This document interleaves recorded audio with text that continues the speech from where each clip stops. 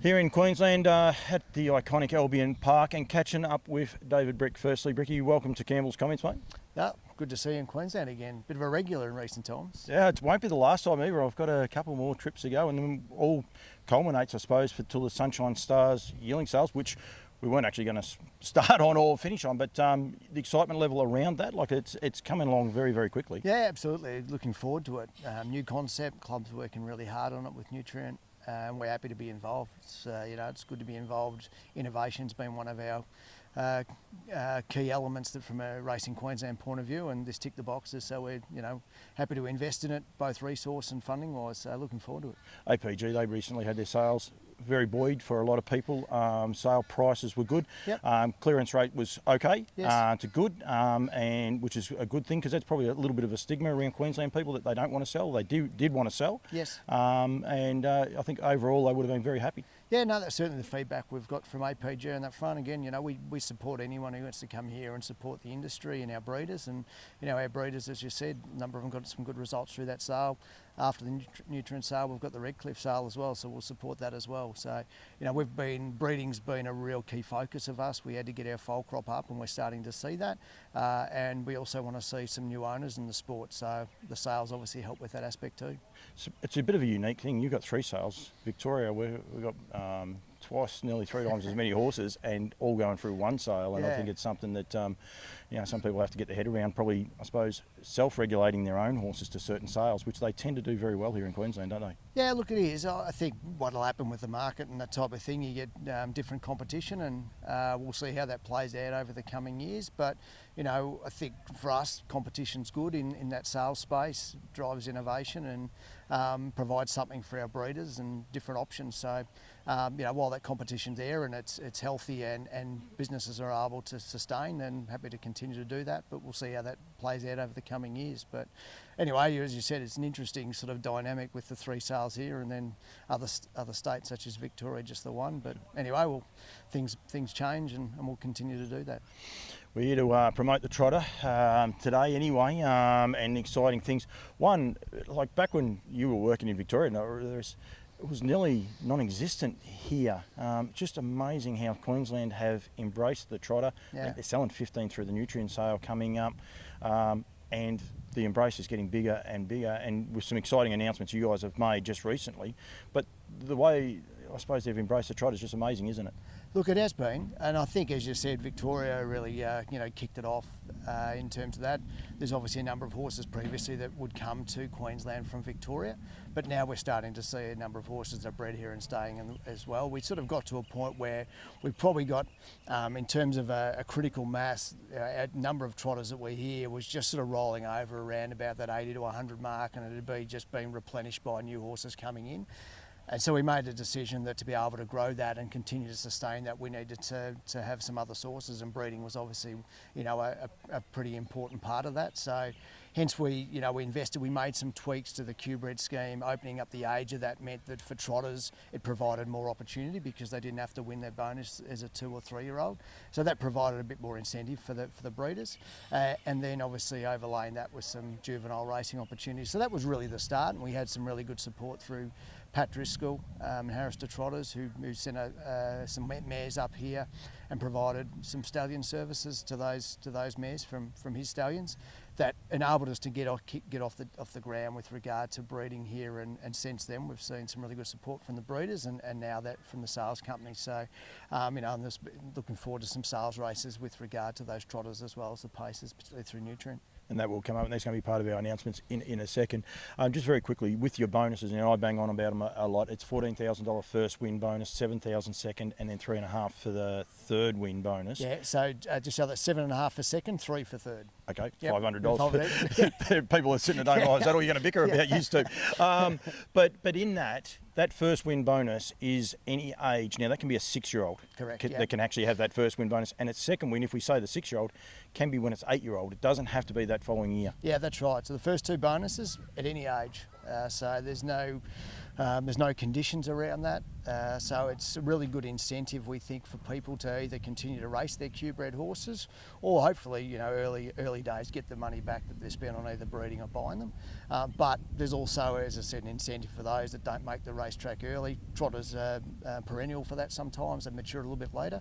Although we did see a really good crop come through last year, but yeah, even for places or trotters that might get injured or take a little bit of time to mature, there's the opportunity for them to still earn some money back. And while we're still feeding them through those years, obviously it's still important to provide those people with some incentive to race them. And as you said, that second bonus is there as well. The third bonus is a little bit different. It's for Queensland domicile mares.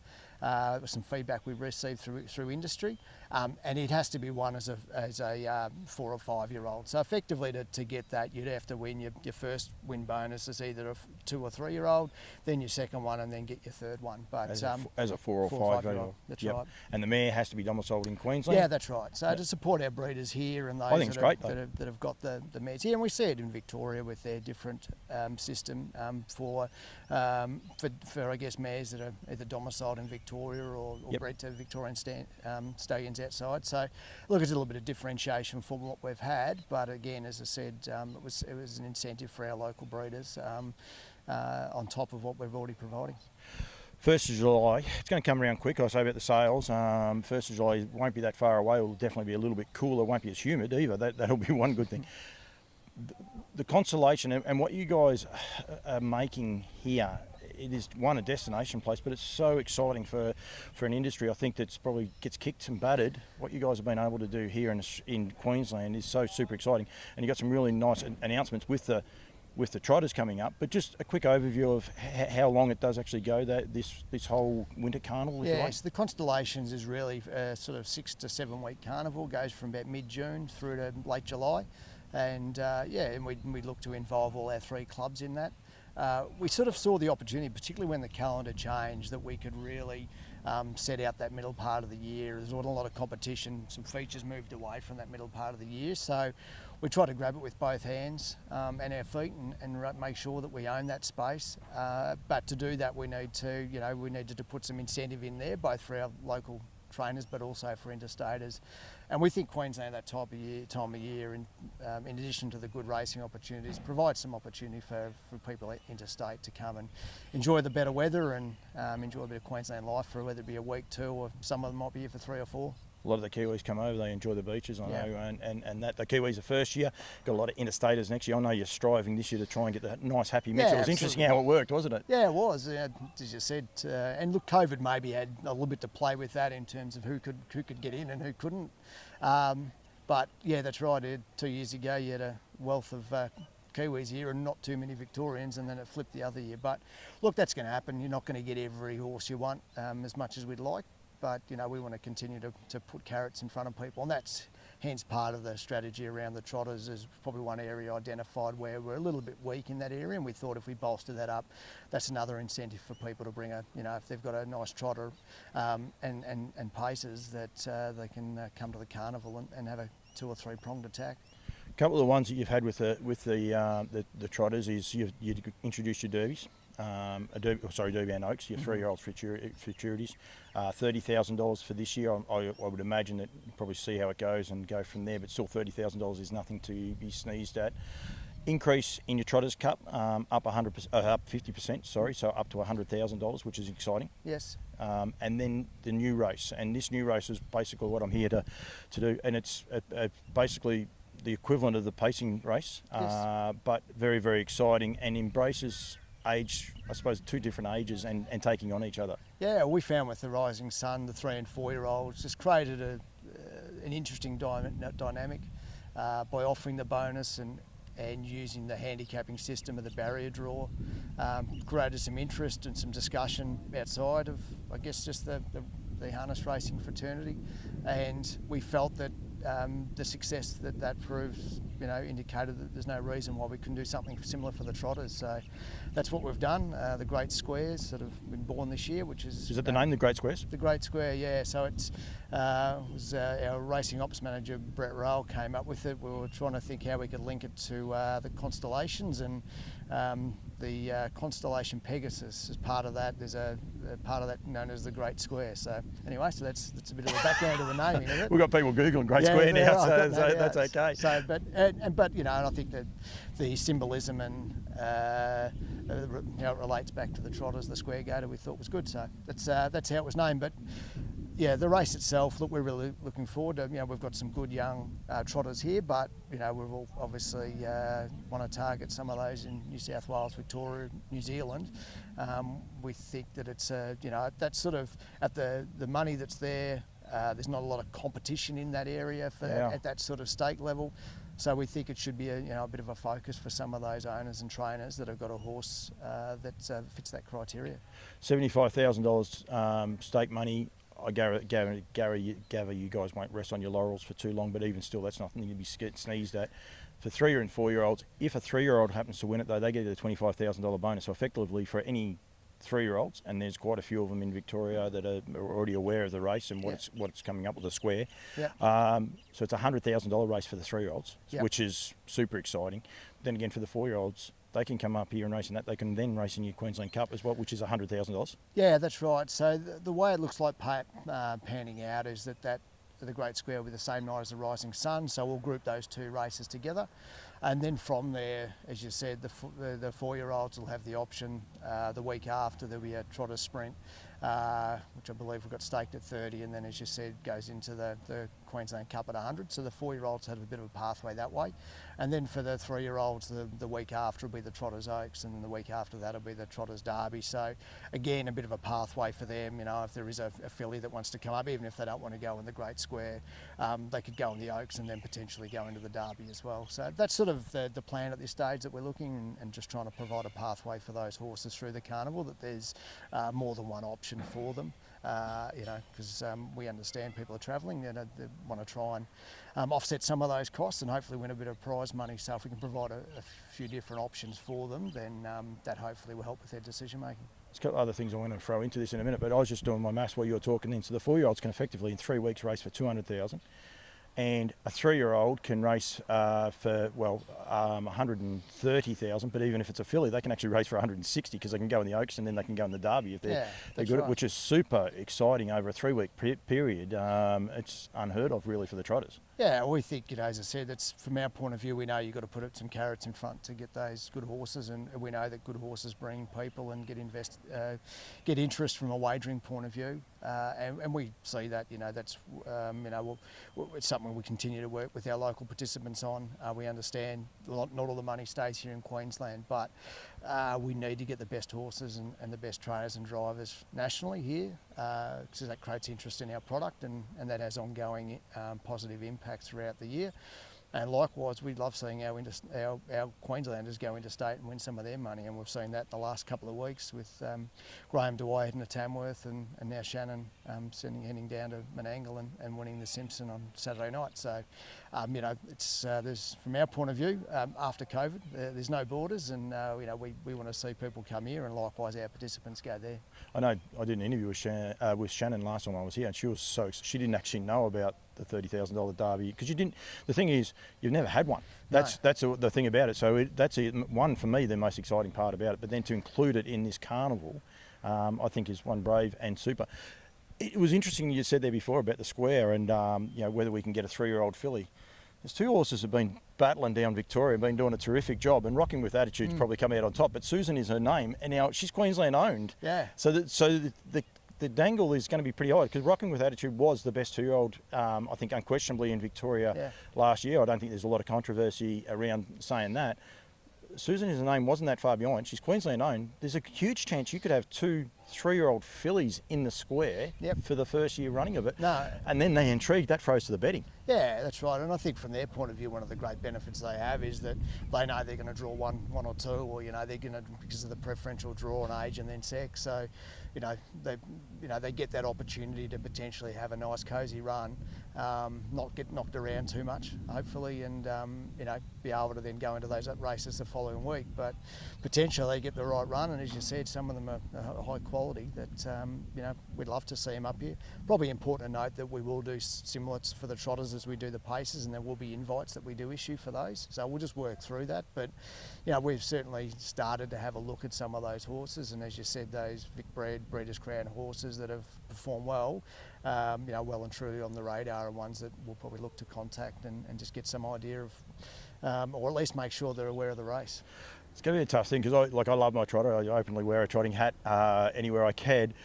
Courage Stride, Harry Stamper, Plymouth Chubb and Cravache Dior, what they did towards the end of the season. All 4 of those horses are eligible for this. On top of those 2 fillies, there's 60 spots. You only got 10 spots left. It's going to be a strong field. I mean, they may not all come. None of them might come. No. We don't know what will happen, but I mean, it can be super exciting, can't it? Yeah, it can be. And look, I'm not ruling the line through some of the young Queensland trotters we had here. You mentioned Susan's name, but some of the other ones that competed in our Q-Bred series last year, I'll be late.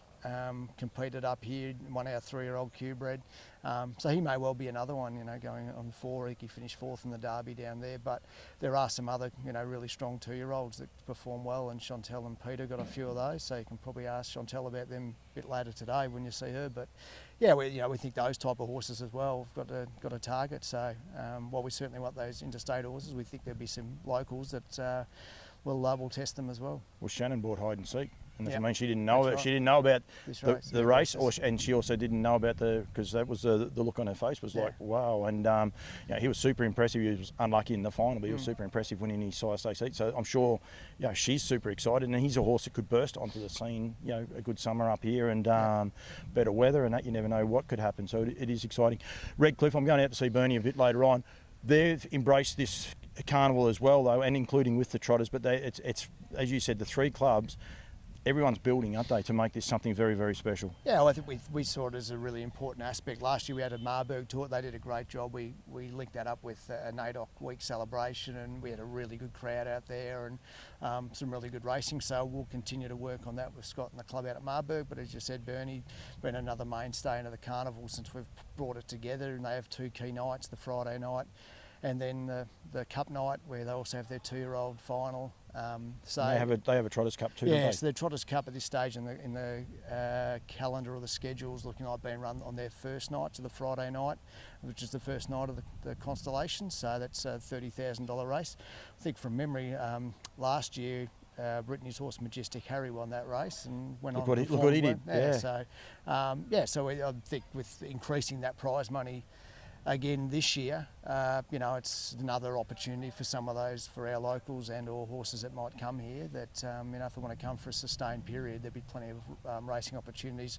Once they graduate out of that, we then have we also have the DJO Trotting Series as well, which is a $50,000 race with a couple of rounds of heats leading up to that. So, there's different options for different horses. Some of them, some mobile, some stand. So, just depending on what the strengths and weaknesses of different horses are. But I think from that point of view, it does differentiate, and you're probably likely to end up with some different winners of some of those different features. I think you have to. Because you start thinking, like, so the 1st of July you got a $30,000. If we take trotters, like, don't worry about the pacing races, then it's going to be a long carnival. Everyone's going to try and have them right at the right time. So there's going to be some nice prize money on offer for people if they want to come and make the trip, or for the locals that want to plan around. They say, well, someone might not want to go to Redcliffe. Redcliffe's a unique track. It is. I've been fortunate enough to drive around it.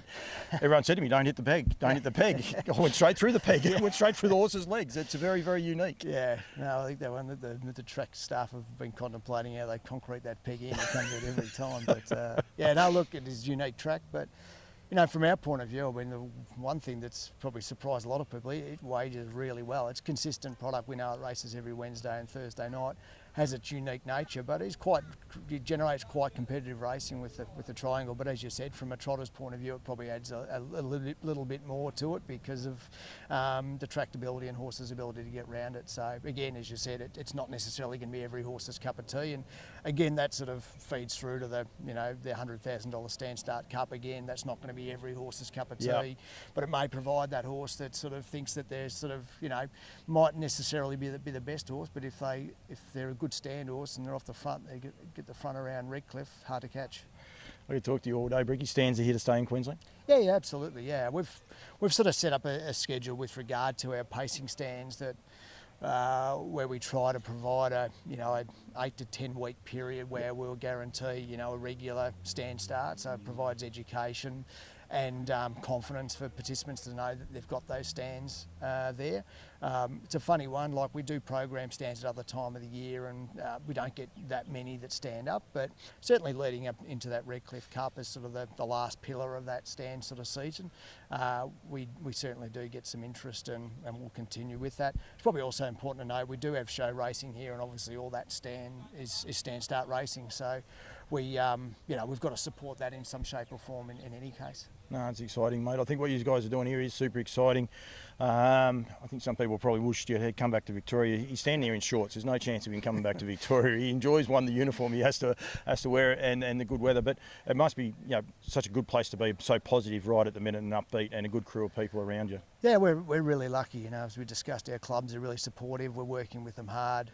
One of the main things that we've had to work really hard on, and we stand here at Albion Park, is from an industry point of view, is to improve the infrastructure, and there's no doubt that that's an area of the business that isn't a strength, but we've got wheels in motion. Obviously, with the recent announcement regarding Norwell, we're working with the Redcliffe Club on upgrading their track flood lighting, and we're also working with the Marburg Club on some potential improvements there. So I think that's a key aspect from an industry point of view we had to improve. But I think the fact that the industry has been so resilient, we've had floods and whatever else, and we've been able to grow our racing product, says to me that once we get that infrastructure right, the industry here will go ahead in leaps and bounds. So it's really positive.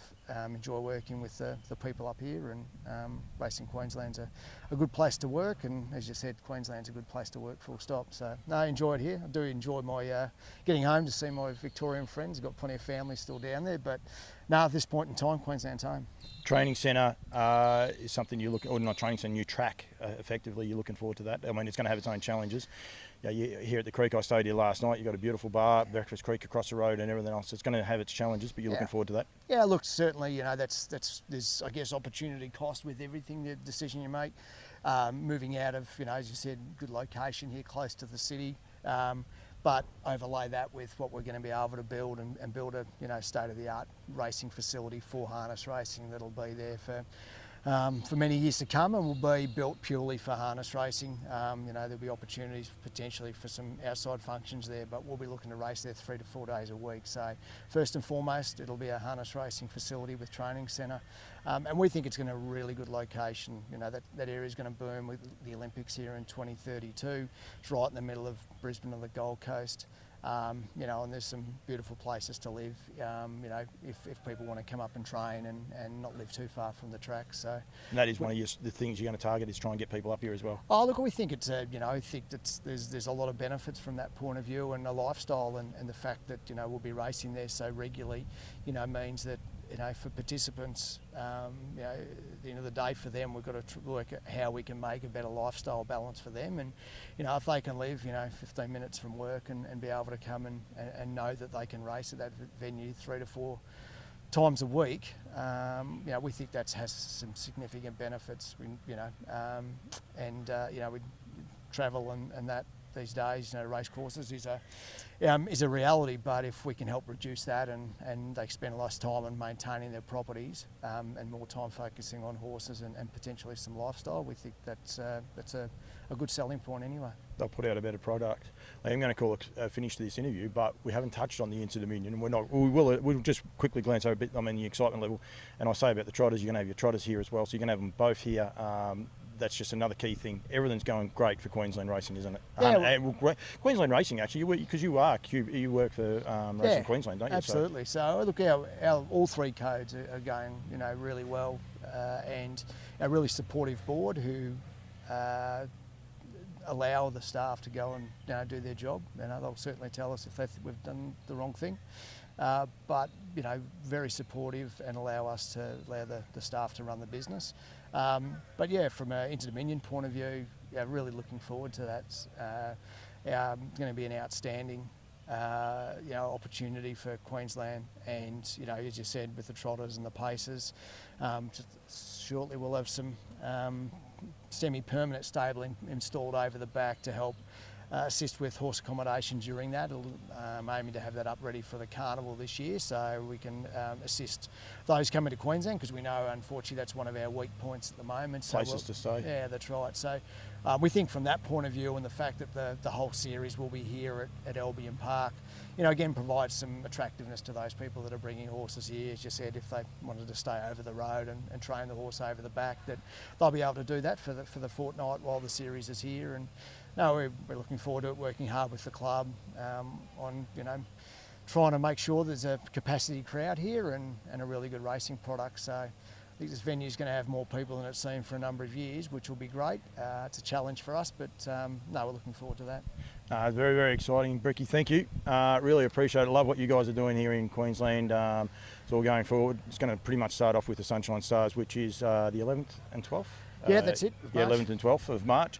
I've got that many days going through my head, and then just continue rolling right through the year into Dominion, mates. And unfortunately, it's not the end of your announcements. You've got a few more that you're going to trickle out over the next few weeks as well. So I'm going to encourage people to keep an eye on Racing Queensland and what they're doing, mate. So I really appreciate you giving me the time. No worries, and appreciate you coming up. It's good to see you up here regularly. We appreciate the fact that you make time and effort to come and speak to us. We've got to promote the industry and tell people what's going on. I think that's the one thing we need to do, and you guys definitely embrace that. And if I kept coming up here, I'd lose more weight, because I tell you sweat a fair bit up here when you're not used to it. There's no worries there. Bricky, thank you very much, mate, and well done for everything you're doing, including the whole Racing Queensland board. People there involved. I met a couple of guys at the Magic Millions last week, and I love the way the positivity, and it's great. So thank you very much for joining me, mate. No worries. Thanks, Paul.